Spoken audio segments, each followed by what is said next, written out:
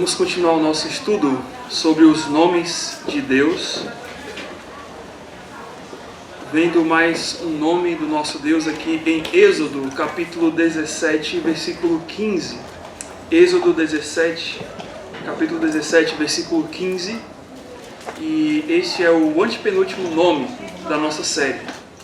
Depois desse nós temos mais só 2 nomes. Tá bom? Então, Êxodo 17, versículo 15, vai dizer o seguinte: E Moisés edificou um altar e lhe chamou: O Senhor é minha bandeira. O Senhor é minha bandeira. Vamos orar a Ele. Senhor Deus, nos colocamos aqui mais uma vez para estudar esse Teu nome, os Teus nomes benditos, e mais um nome agora que nós vamos aprender, este nome aqui em Êxodo 17, versículo 15, o Senhor é a minha bandeira, que ao estudarmos, Senhor, este nome, um pouquinho deste nome, possamos encher o nosso coração de esperança e de alegria pela promessa que esse nome nos traz. Nos ajuda, nos abençoa, Deus, nesta noite, nesse fim de tarde, quase noite, a ouvir a Tua voz, no nome de Cristo. Amém. O Senhor é a minha bandeira, ou Jeová Nissi. Jeová Nissi. Esse é o nome do nosso Deus. Aqui em Êxodo 17, versículo 15. Jeová Nissi. Jeová Nissi é a junção de 2 palavras aí, que formam uma palavra composta, Jeová e Nissi. Jeová, eu acho que nem preciso falar o que é, né?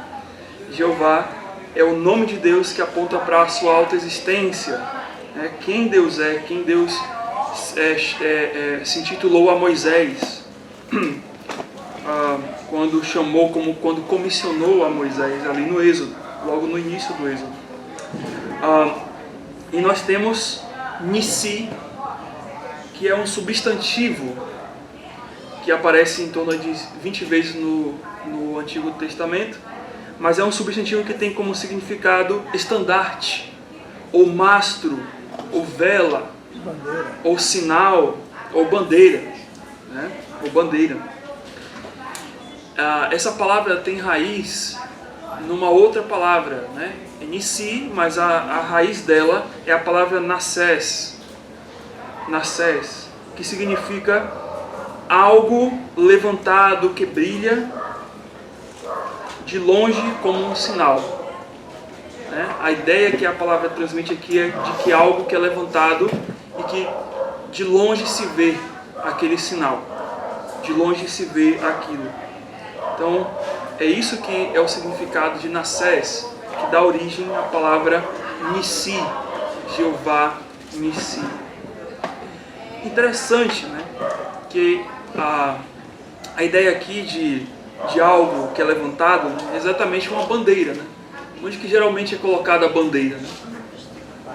Bandeira na parte mais alta, né? Para que todo mundo veja, né? Por mais que hoje as pessoas estão se vestindo de bandeira, estão colocando bandeira no carro e tal, mas a ideia sempre, desde a antiguidade, é que a bandeira era colocada no local mais alto, para que todos pudessem ver. Por isso que é esta palavra que é utilizada. E os povos antigos, na antiguidade, no caso, eles levavam as bandeiras para a batalha. E tinha um motivo especial, porque eles levavam a bandeira nas batalhas. Hoje, as pessoas, geralmente, numa guerra, se comunicam via rádio, né? Tem um rádiozinho lá, aí a pessoa, sai daí, vai explodir a bomba. Aí a pessoa saía, né? Mas naquela época não tinha isso. Naquela época você tem algumas coisas que sinalizavam para os exércitos o que eles deveriam fazer, ou aonde estava aquele que guardava o porta-bandeira, né, naquela guerra. Então ele levava a bandeira e à medida, né, que o exército avançava e vencia a batalha, quem estava mais atrás conseguia ver aonde estava o avanço do inimigo. Aliás, o avanço do seu exército contra o inimigo. Então, enquanto a bandeira enquanto os exércitos estavam avançando, a bandeira sinalizava onde aquele exército por onde aquele exército estava caminhando. Então eles sabiam a direção pela bandeira do que estava acontecendo à frente na batalha, né? Então, quanto mais a bandeira avançava, isso trazia confiança aos soldados de que estavam vencendo. Mas se a bandeira retroagia, era um sinal de que a coisa não estava bem, né? Imagine, se lá na frente está a bandeira, né? A pessoa está segurando a bandeira. Imagine, você está aqui atrás, está vendo a bandeira lá na frente do seu batalhão, do seu exército. E aí o rapaz está segurando a bandeira lá na frente e começa a correr. O que você vai fazer? Você vai correr, né? Porque imagine, se ele está correndo de lá é porque tem um negócio lá, vou correr também, né? Então a ideia era de sinalizar, de trazer um sinal, de apontar, né? E aquilo trazia confiança. Se a bandeira cada vez mais estava avançando é porque a coisa estava indo bem. Mas se a bandeira cada vez mais estava regredindo, é que tinha um problema, né? Então isso trazia confiança ou desespero para os soldados, né? Mas também no ambiente sem guerras, a bandeira, e hoje é muito utilizada para isso, é um indicativo de domínio ou de um determinado local, né? Domínio do ponto de vista de proteção. Então, por exemplo, em todas as nossas fronteiras, se você pegar fotos, se existir, né? Se tem na internet, você vai ver que nas fronteiras sempre tem a bandeira do Brasil, indicando que aquele território é brasileiro, que aquele território está sob proteção do Brasil, né? Então, de certa forma, a bandeira ela é um indicativo de que existe alguém dominando sobre aquela área, sobre aquele território, né? E sinaliza quem é o governo, qual é a pessoa, o rei, sei lá, que está guardando e protegendo aquele local. Então, a bandeira hoje ela é utilizada para marcar o território, indicando quem está no controle dele. Deste modo, né, as bandeiras, elas de certa forma são um sinal de refúgio. E muitas vezes na história era um sinal de ou alegria ou de tristeza. A gente vê isso muito nas guerras que existiram por aí. Enquanto na Segunda Guerra há uma evidência muito clara disso, né? Quando as bandeiras dos países foram sendo derrubadas e enquanto o avanço dos nazistas eles iam crescendo e avançando, eles trocavam as bandeiras dos países, eles tiravam as bandeiras e colocavam a bandeira do nazismo. E aquilo trazia um sinal de temor, de terror, né? E logo quando a guerra ia se terminando e eles iam sendo derrotados, as bandeiras dos países novamente voltavam, né? Isso aconteceu muito quando cada país era libertado do domínio nazista. Recentemente eu também vi um filme, né, em que os soldados tinham que tomar uma ilha e foi dado a ordem de que eles tinham que tomar a ilha e sinalizar com a bandeira para dizer que aquela ilha foi tomada, né? E aconteceu isso, eles foram lá, entraram naquela ilha, houve aquela guerra toda e depois eles colocaram a bandeira no mais alto cume que tinha lá naquela ilha, sinalizando para quem estava na costa dos aliados, né, que eles haviam dominado aquele lugar e era deles. E aquilo trouxe bastante alegria. E é exatamente, né, neste contexto de guerra que Deus se revela com este nome aos seus servos, né? Jeová Nissi, que significa aquele que há de nos levar à vitória. É isso que a bandeira significa. A bandeira significa que alguém tem a vitória sobre determinada coisa. Tem vitória sobre determinado local, né? Então é isso que quer dizer Jeová Nissi. A bandeira indica isso, um refúgio, uma proteção, um local seguro, um local aonde nós fomos vitoriosos. É isso que indica o que é a bandeira. E note que a história aqui de Jeová Nissi começa em Êxodo capítulo 17, versículo 8. Não começa lá no 15, mas começa no 8. Quando Israel estava numa região chamada Refidim, logo no início do versículo do capítulo 17. E aconteceu que no capítulo 8, eles são surpreendidos por uma nação que era até parente deles, os Amalequitas. Os Amalequitas eram netos de Esaú, né? E Esaú era irmão de Jacó, né? Então eles eram mais ou menos ali já da terceira geração, quarta geração ali, que estavam brigando, né, entre as famílias. E eles são surpreendidos por aqueles homens, os amalequitas, que eram nômades que viviam no deserto. E eles estavam numa região de deserto, um deserto chamado Refidim, que era um deserto bem próximo onde os amalequitas moravam. E eles foram surpreendidos por aqueles homens e eles pelejaram contra Israel ali naquele local chamado Refidim, conforme o versículo 8. E Moisés então vai chamar Josué, no versículo 9, vai escolher, aliás, vai dizer a Josué para que ele escolhesse homens para a peleja, para aquela batalha, enquanto ele subiria ao monte que estava perto dali, e ele iria estender o seu bordão, aquela vara que ele tinha na mão, e como um sinal, a gente vai falar daqui a pouco sobre isso, e mandou Josué para aquela batalha, né? E acontece que no versículo 12 a gente vai perceber que aquela guerra vai durar cerca de talvez uma manhã e uma tarde inteira, vai durar até o final do dia, até o pôr do sol. É como talvez se Moisés, a gente não sabe quando iniciou a guerra, mas podemos pensar que se fosse pela manhã, é como se Moisés estivesse desde manhã até de noite com o povo em guerra e ele segurando o bastão assim, né? Assim. E vamos notar que Moisés se cansou, porque durou horas, de segurar aquele bastão, né? Enquanto o povo estava na guerra contra os amalequitas, os homens. Há um ponto em que Arão e Ur colocaram uma pedra para que Moisés pudesse sentar. Então Moisés sentou, e quando Moisés cansava, eles seguravam as mãos de Moisés para que Moisés ficasse com as mãos estendidas, né? Eu até imagino até a circulação do sangue nas mãos de Moisés, né? Acho que estava dando choque já, né? Aquele choquezinho que dá, né? Então imagine o que estava acontecendo. E nos versículos 13 a 14, então o resultado foi que aquele povo venceu aquela batalha. E o Senhor ordenou a Moisés que escrevesse para ficar na memória do povo, de geração em geração, de que ele acabaria com os amalequitas por conta de que eles agiram contra o povo de Israel.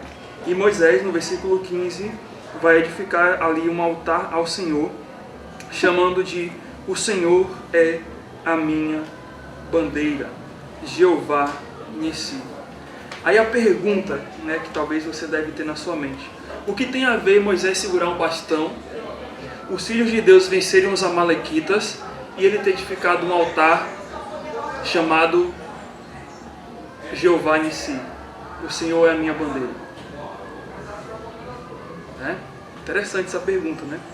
Irmãos, a gente tem que notar que, primeira coisa, Israel não foi vitorioso porque Moisés tinha um bastão mágico, né? Ele tinha um condão mágico, assim, que ele fazia as coisas. Não foi, né? Não foi por conta disso. Mas porque Moisés, aquele bordão de Moisés, que não era milagroso, ele tinha se tornado um símbolo visível do envolvimento pessoal de Deus com o povo. Se você notar, em Êxodo 4, versículo 2 a 5, Deus utilizou aquele bordão pela primeira vez, quando pediu que Moisés pudesse fazer o quê? Pegar, né? Joga no chão, aí ele pega, aquela vara se torna em serpente, e ele pede que Moisés a pegue, e quando ele pega naquela serpente, ela se torna um cajado. Era um sinal. E o Senhor fala: olha, eu te fiz isso daqui para que o povo creia que eu te ordenei, Moisés, e que eu sou o Senhor teu Deus, o Deus de Abraão, de Isaac e de Jacó, que eu apareci a você. Aquele bordão tinha sido um sinal do primeiro contato de Deus com o povo, do envolvimento de Deus com o povo agora, depois dos patriarcas. No versículo 15, aliás, no capítulo 15 de Êxodo, né, Deus ordena, como a gente vai ver ali depois, que ele, aliás, no capítulo 5, né,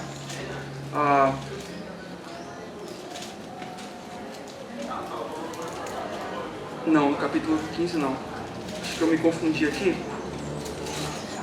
coloquei o capítulo errado, mas por várias vezes o bordão de Moisés ele foi utilizado. Por exemplo, em Êxodo 9, na 7ª praga, quando Deus pede que Moisés levante o seu bastão, estenda o seu bastão, né, e faça chover pedras sobre os filhos, sobre os egípcios, né? E na 8ª praga dos gafanhotos, no capítulo 10 de Êxodo, o Senhor também pede que Moisés ele estenda o seu bordão sobre as plantações, né? E sobre aquela terra do Egito, e vem uma nuvem, né, de gafanhotos para poder consumir as plantações dele. No capítulo 14, que acontece o maior milagre de todos, né? Um dos maiores milagres, Deus pede para que Moisés estenda o seu bordão e faça o quê? Divida as águas. E no capítulo 17, dos 5 ao 6, o Senhor ordena que Moisés ferisse a pedra com o bordão para que dali saísse água. Então aquele bordão de Moisés era melhor do que qualquer varinha, né, daquelas séries do Harry Potter, né? Porque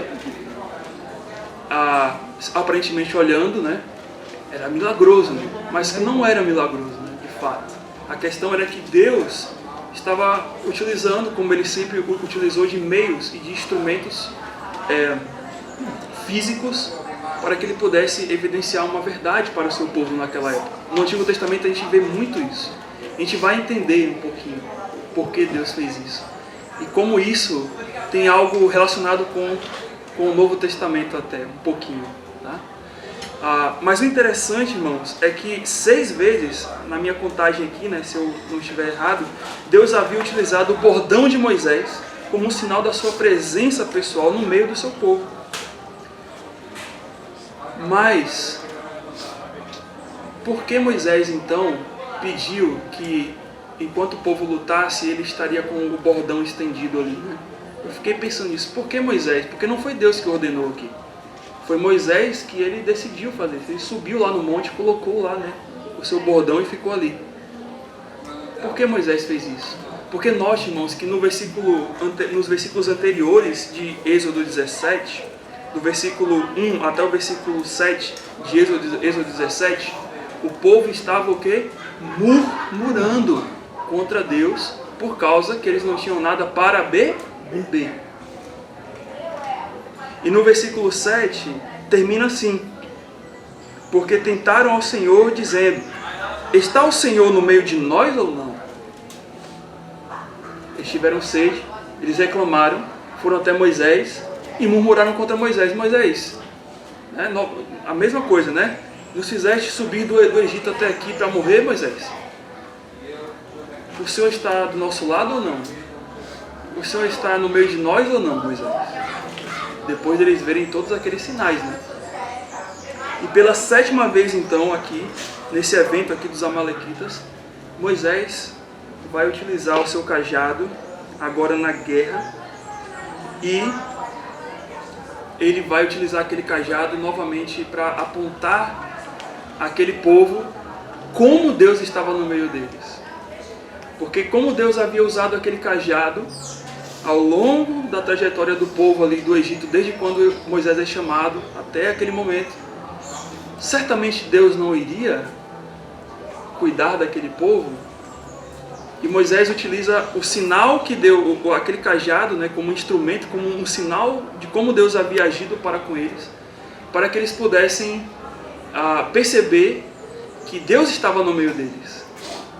E é por causa disso que Moisés edifica um altar. Moisés não fala assim: olha, foi por esse cajado que vencemos, né?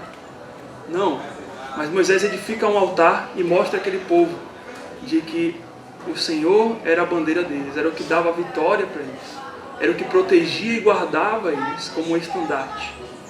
E aquele símbolo de Moisés no cume de um monte, né, levantando o seu bordão, era o sentido de que, olha, a presença de Deus está com vocês. E vocês que não estão percebendo. Lembra quando ele usou esse bordão aqui para fazer tantas coisas? Ele não estava no nosso meio? Estava. Então, eu estou lembrando a vocês, enquanto vocês lutam, que ele está no meio de vocês. cuidando de vocês. E aí ele vai edificar um altar e vai chamar: o Senhor é a minha bandeira, é o meu estandarte. Estamos protegidos.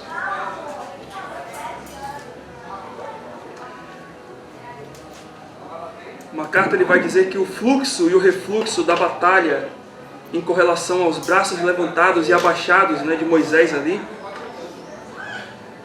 provocavam mais do que um encorajamento psicológico aos soldados que olhavam para o seu líder no cume do outeiro. Significava mais do que Moisés intercedendo por eles. O gesto demonstrava e reconhecia sua dependência de Deus para obter a vitória na batalha, em vez de depender da força ou do zelo próprio. Moisés queria passar isso para eles. Deus está em nosso meio e dependemos dele. Então, não murmurem. Então, continuem. E essa é a história do significado de Jeová Nissi. Jeová Nissi nos traz um significado muito importante e especial. Que o Senhor sempre está no meio do seu povo como um estandarte erguido, indicando proteção. E ao mesmo tempo evidencia que dependemos dele para termos qualquer vitória. Jeová Nissi aponta para o atributo de Deus chamado invencibilidade. Já ouviu esse atributo de Deus? Invencibilidade. Esse é o atributo de Deus também. Somente Deus vence. Todos nós aqui temos momentos de vitória,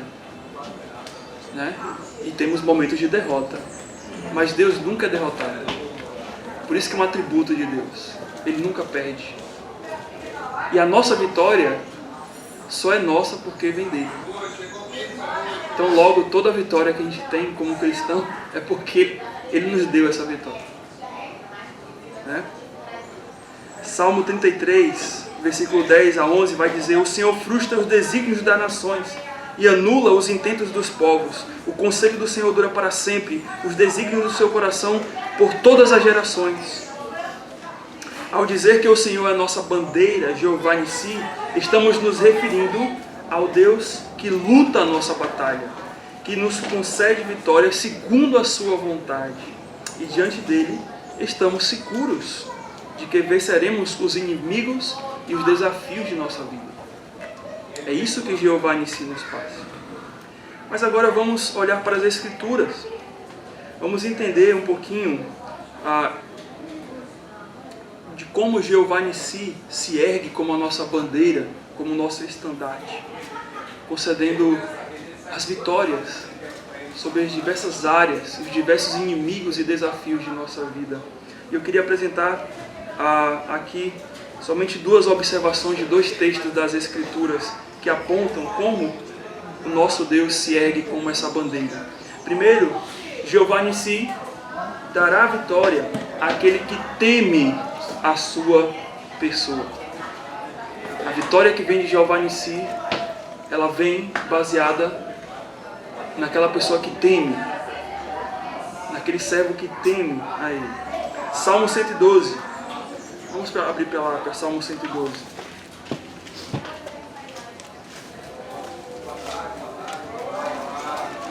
Salmo 112, versículo 1 e depois os versos de 6 a 8. Salmo 112, versículo 1. Aleluia! Bem-aventurado o homem que teme ao Senhor e se compraz nos seus mandamentos. E o versículo 6 a 8. Não será jamais abalado, será tido em memória eterna. Não se atemoriza de más notícias, o seu coração é firme e confiante no Senhor. O seu coração bem firmado não teme, até ver cumprido nos seus adversários o seu desejo. E aqui o versículo 1 de Salmo 112 começa com uma palavrinha, muito interessante. Bem-aventurado o homem. Mas antes de falar dela, vamos falar de uma outra. Bem-aventurado o homem que teme. A palavra temor muitas vezes está associada ao medo. Mas há uma diferença entre temor e medo. O medo nos leva a uma sensação de perder algo. O medo nos leva à sensação de ser afligidos por algo. O medo nos dá uma sensação de ter receio de que algo pode acontecer contra nós, atingindo a nossa vida, né? Isso é o que a gente tem por medo. Mas temor não está ligado a medo nesse sentido. Temor está ligado à reverência, à obediência, à submissão a algo. Eu olho para algo, eu olho para aquela pessoa e eu vejo que ela tem autoridade sobre mim.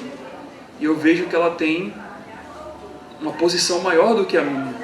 De que eu não estou no mesmo nível dela. E eu temo. Que eu não estou na mesma posição que ela. E eu temo. Isso é temor. Não sabemos quem exatamente escreveu este salmo. Mas ele expõe essa diferença entre medo e temor. Né? O medo das coisas e pessoas e o temor a Deus, a pessoa de Deus. E como isso está associado, e o mais importante aqui, como ele vai trazer, de como isso está associado, de como se a sua posição é de medo ou de temor, de como está associado a se você vai ter vitória ou não. Em Salmo 112, palavra aí do versículo 1, a primeira palavrinha ali, né? Quando a gente leu, aleluia, bem-aventurado. E bem-aventurado, a expressão aqui é Esher, ou Ezer, que diz respeito a alguém que é alegre, satisfeito e feliz em todos os sentidos pela graça e bondade de Deus. Alguém com medo pode ser assim? Não. Mas ele está falando assim, bem-aventurado é aquele que teme. Mas a pessoa que teme pode ser bem-aventurada. A pessoa que tem medo não pode ser bem-aventurada. Não pode ser alegre, satisfeita, abençoada por Deus, agraciada por Deus desse modo. Ela tem que temer.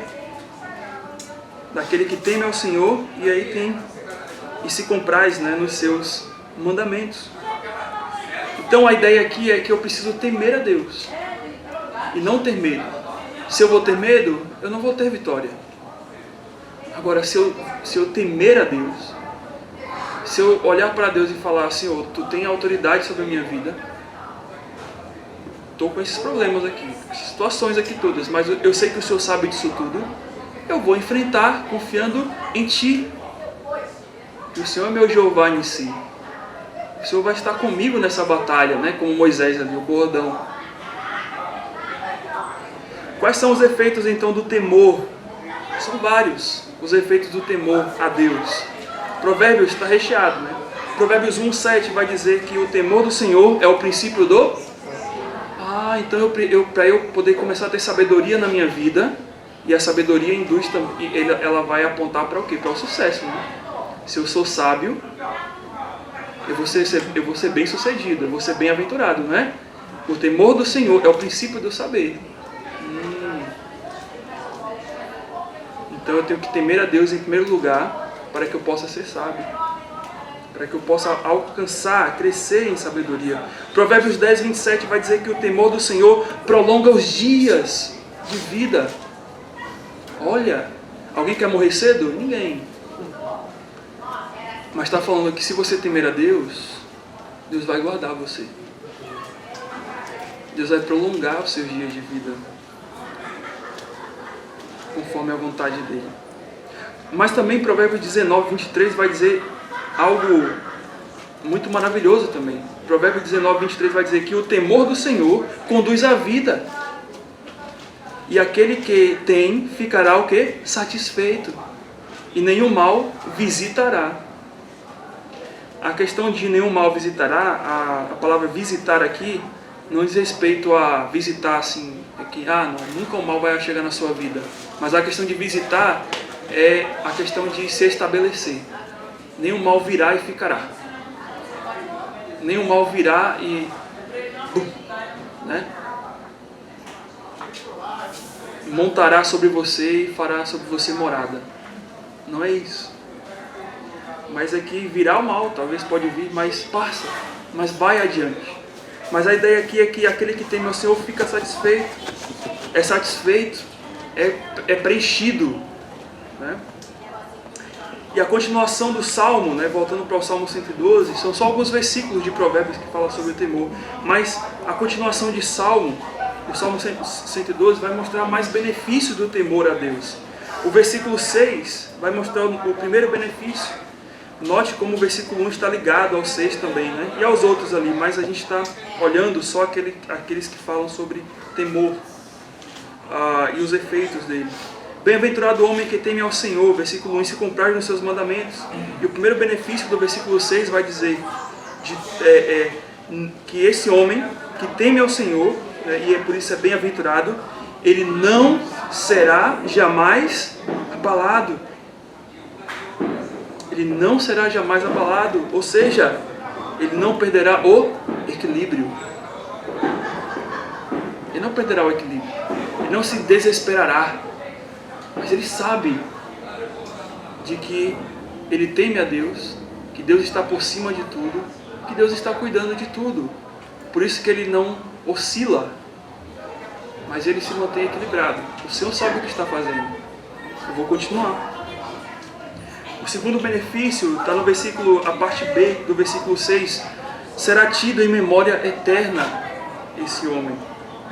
Ou seja, esse homem que teme ao Senhor, ele será lembrado por outros fiéis a Deus, como modelo de temor, como modelo de alguém que é fiel a Deus, né? Ele será uma bênção para outros. Mas eu tenho o terceiro benefício, o versículo 7, a parte A, vai dizer: não se atemorizará de más notícias. Ou seja, não se surpreenderá frente aos problemas. O problema veio, aconteceu, está acontecendo, mas eu sei em que eu confio. E aí Jeová Nissi. E no versículo 7, tem o quarto benefício, a parte B, o versículo 7, a parte B, vai dizer: o seu coração é firme e confiante em Deus. A minha vida será estabelecida na pessoa de Deus. Ele vai se firmar em Deus como uma rocha. Ele vai se firmar em Deus como alguém que não está sobre um terreno movediço ou um terreno que pode desabar a qualquer momento. Ele perde as suas esperanças. Mas ele está sobre Deus, a firme rocha. E aí o resultado desse temor está no versículo 8, que é o que nós falamos aqui sobre a vitória. O seu coração bem firmado não teme, até ver cumprido nos seus adversários o seu desejo. E qual é o desejo que geralmente alguém que está numa guerra tem para com os seus adversários? De vencer, de ter vitória. Então, para que Jeová Nissi possa conceder-nos vitória, nós precisamos entender o que é temer a Ele. Precisamos temer. Mas não temer de boca. Eu temo a Deus. E quando vem o problema, né? Mas é temer a Deus de eu temo a Deus. Vem o problema, eu temo a Deus. Eu temo a Deus. Eu temo a Deus. Né? Bate de um lado, bate do outro. Vem por cima, vem por baixo. Eu temo a Deus. Eu sei que Deus está cuidando. E continuar. E continuar. E o que seria então... Aliás, o que seria então temer a Deus? Temer a Deus, primeiro, temer a Deus nos capacita a ter coragem para enfrentar e vencer os nossos adversários, os adversários da nossa vida. Mas temer a Deus parte da compreensão de que a minha vida e tudo o que mais existe está unicamente debaixo do controle soberano do Senhor. Até mesmo os nossos inimigos, aquilo que você tem medo, está debaixo do controle de Deus. Olha, a gente pensa que, né? Está se desesperando por algo que, olha, Deus tem um controle naquilo também. Deus tem um controle. E se Deus tem controle sobre a minha vida, Ele tem um controle sobre a vida de todos. Ele tem um controle sobre a vida até de um vírus, né? De uma bactéria. No meio de um assalto, ele está no controle. No meio de um problema de saúde, ele é o Deus da doença, né? Ele está no controle daquela doença. Se ele é o Deus da vida, e Deus da morte, ele pode tudo. É isso que é temer a Deus. Tudo está sob o domínio da bandeira de Jeová Nissi. Entendeu? Porque a bandeira é colocada no território, né? Porque tudo está no território de Jeová Nissi. Estou no controle. Eu sou a bandeira. Eu tomo conta disso daqui. Se você vai quando eu quero, e você fica, até mesmo quando você acha que vai, eu quero que você fique. Martinho Lutero vai dizer que Satanás é um cachorro na coleira de Deus. Até Satanás está na rédea de Deus, está nos limites de Deus. E Satanás é o rei da destruição, né? É o que intenta o mal para os outros aí, né? Quanto mais esses outros peixes pequenos abaixo de Satanás. Se o próprio rei deles é dominado por Deus, quanto mais os menores. Deuteronômio 3, 22 vai dizer: não temais, não temais, não tenham medo, né? Porque o Senhor, e aqui é não temais as coisas, né? Não temais, porque o Senhor vosso Deus é quem peleja por vós. Deuteronômio 3, 22. Mas também, em segundo lugar, Jeová Nissi dará vitória àquele que confia em sua pessoa.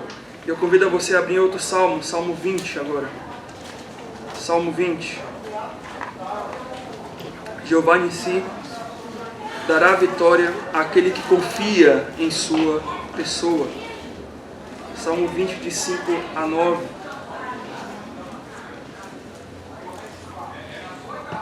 Diz assim, Salmo 20, 5 a 9: celebremos com júbilo a tua vitória, e em nome do Senhor hastearemos pendões.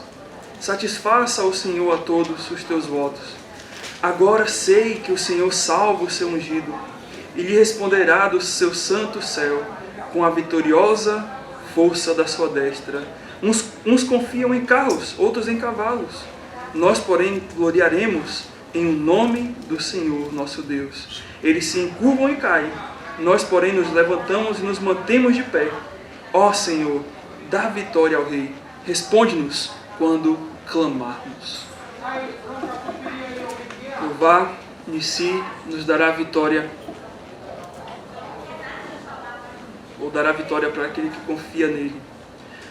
O temor de Jeová Nissi, ou o temor a Jeová Nissi, está ligado diretamente à confiança. E a confiança nele, né, está ligado à dependência nele. E depender está ligado de reconhecer a nossa incapacidade. Então essa é a trajetória. Quando é que eu vou passar a confiar e a temer a Deus? Quando eu compreender que eu não dependo de mim mesmo, mas não é reconhecer que eu sei que eu só dependo de Deus, não dependo de mim. Não, mas é quando na sua vida prática, cada coisa que você fizer, das pequenas às grandes, você reconhecer que o Senhor está aqui comigo, porque eu não consigo fazer isso se não fosse o Senhor. Primeiro é reconhecer a nossa incapacidade, que somos incapazes. Depois que reconhecemos essa incapacidade, aí passamos a depender em Deus. E a dependência em Deus nos leva à confiança em Deus, né? É algo interessante isso. E confiando em Deus, eu passo a temer a Deus também. Que são duas coisas que andam juntas. Esse salmo, Salmo 20, é um salmo escrito por Davi. E exatamente expressa esse fato. Alguns estudiosos falam que esse Salmo 20, né, e o 21 eram dois salmos unidos. Mas a primeira parte desse salmo era um salmo, que é o Salmo 20, que era o salmo recitado, ou cantado, ou citado antes da batalha. Então, quando eles iam para a batalha, eles recitavam esse salmo. E quando eles voltavam da batalha, vitoriosos, eles recitavam o Salmo 21. Que o Salmo 21 fala sobre as ações de graças pela vitória, né? Então, primeiro eles falavam o salmo para ir para a batalha, né? Então, vou para a batalha, eles recitavam aquele salmo de confiança em Deus. É tanto que no versículo 9 fala: ó Senhor, dá vitória ao rei, responde-nos quando clamarmos. Dá aquela ideia de que eles estão indo para a batalha e estão clamando a Deus por vitória. E na volta, quando eles estão voltando, no versículo 21 está dizendo: na tua força, Senhor, o rei se alegra e exulta com a sua salvação. E ele vai discorrendo o resultado da vitória que eles obtiveram naquela batalha. Então, mas o que o Salmo 20 nos ensina aqui, quer nos ensinar, é que até mesmo o rei Davi, que possuía o melhor exército da sua época naquele momento, né? Estando preparado para a batalha, com todos os equipamentos necessários e prontos, considerava que nada daquilo valeria a pena ou era digno de confiança para que ele pudesse vencer a guerra. É isso que ele quer ensinar aqui. Né? Ele fala: uns confiam em carros e cavalos, que eram os inimigos dele. Mas nós também temos carros e cavalos, mas confiaremos não nesses carros e cavalos, não em nossa dependência, né? Eu posso ter carros e eu posso até mesmo ser o cavalo da minha história, mas os meus carros e o meu cavalo dependem de Deus. A minha força, os meus bens, tudo que eu tenho hoje, que eu possuo, tudo depende de Deus ainda para que aquilo possa avançar. Se primeiro Deus não estivesse naquela batalha, Davi com certeza não a venceria. Salmo 114, versículo 10 nos dirá: é Ele que dá a vitória aos reis. Isso é Davi falando. É Ele que dá a vitória aos reis. Quem livra a espada maligna a Davi, seu servo. Então Davi reconhecia que a vitória dele vinha de Deus. Provérbios 21, 31 vai dizer que o cavalo prepara-se para o dia da batalha, mas a vitória vem do Senhor. Então, o fato de você se preparar para o dia da batalha, né? O cavalo, né? Tudo bem, ninguém viu, mas tudo bem. O fato de você se preparar como um cavalo para o dia da batalha, isso não indica que você vai ter vitória. Né, amor? Mas é Deus, no momento certo e quando Ele quer. Então, por isso, confie nisso. MacArthur ele vai dizer: não se pode confiar em nada, esperar em nada, nem louvar nada, senão o próprio Deus. Por isso os inimigos se encurvavam e caíam, enquanto os exércitos de Davi, como ele fala aqui no versículo 8, se levantavam e se mantinham de pé, porque eles confiavam em Jeová em si. Romanos 8,31 vai dizer que se Deus é por nós, quem será contra nós? Já viu que esse curto versículo tem uma promessa tão maravilhosa que abrange todas as áreas da sua vida? Se Deus é por você, se Deus está cuidando de você, se Ele não poupou nem mesmo o próprio filho dele, não é certo que não tem nada que virá contra você porque você é um amado dele? Não é certo que nada vai sair do controle da vida, da sua vida, pelo fato de que Ele te ama? Ou que qualquer coisa não pode abalar você? Jesus Cristo, irmãos, é o nosso Jeová Nissi. Né? O que aconteceu com Cristo? Ele foi erguido, né? Ele foi pendurado. Ele foi hasteado na cruz como o símbolo e o sinal de que recebemos a vitória de Deus. Jesus é a nossa bandeira, porque Ele venceu a cruz. Por isso nós também podemos afirmar que, como soldados do exército de Deus, somos mais vitoriosos em Cristo Jesus. Somos os mais vitoriosos em Cristo Jesus. 1 Coríntios 15:57 vai dizer que mais graças a Deus que nos dá a vitória por intermédio do nosso Senhor Jesus Cristo. Eu não quero fazer uma tipologia, mas o bordão de Moisés estendido abrindo o mar para libertar Israel do Egito pode ser comparado a Cristo estendido na cruz para libertar o seu povo do pecado. Eu não vou afirmar que é uma tipologia, que o bordão de Moisés simbolizava Cristo, né? Mas o bordão era de madeira. Estava hasteado, né? Estava em pé. Assim como Cristo, né? Estava sobre uma cruz de madeira, hasteado, dizendo: eu estou com vocês. Vocês são meus. Eu estou comprando vocês. Eu estou dando a vitória a vocês. Romanos 8, 37 a 39 vai dizer: mas em todas essas coisas somos mais que vencedores. Não somos vencedores apenas.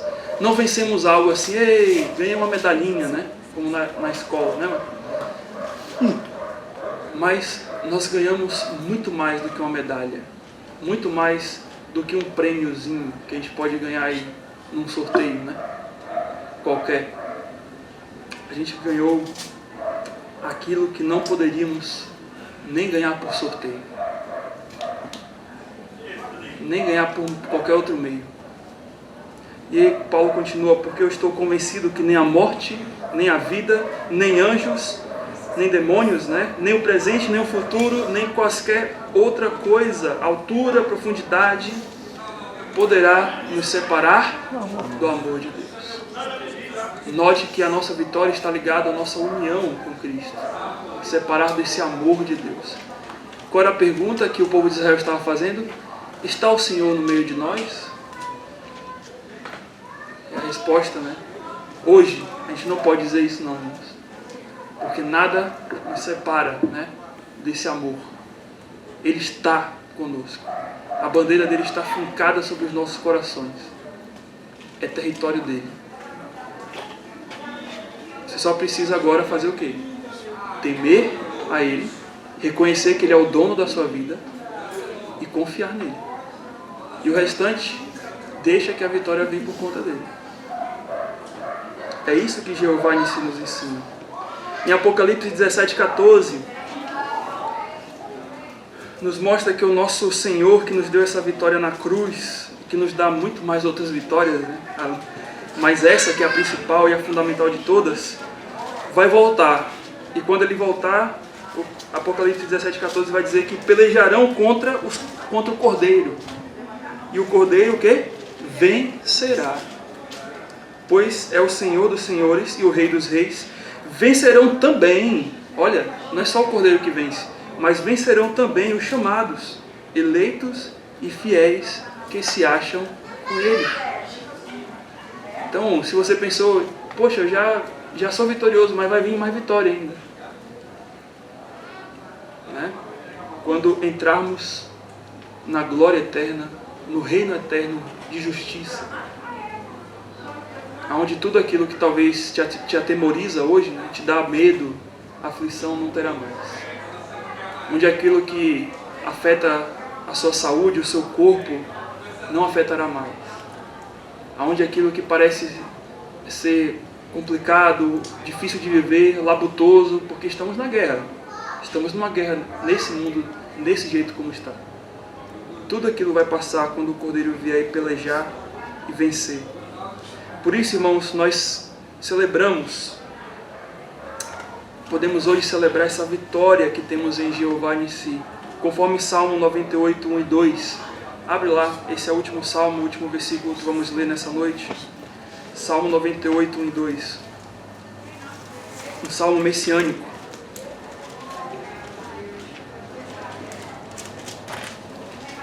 Esse salmo, ele é o resumo daquilo que Cristo fez e vai fazer, ao mesmo tempo em que ele é um salmo que fala sobre a vitória. É um salmo messiânico, né? Que fala sobre o Messias. Note o que ele vai dizer. Salmo 98, 1 e 2. Cantai ao Senhor um cântico novo, porque Ele tem feito maravilhas, e a sua destra e o seu braço santo lhe alcançaram a vitória. O Senhor fez notória a sua salvação. Quando? Em Cristo. Manifestou a sua justiça e perante os olhos das nações.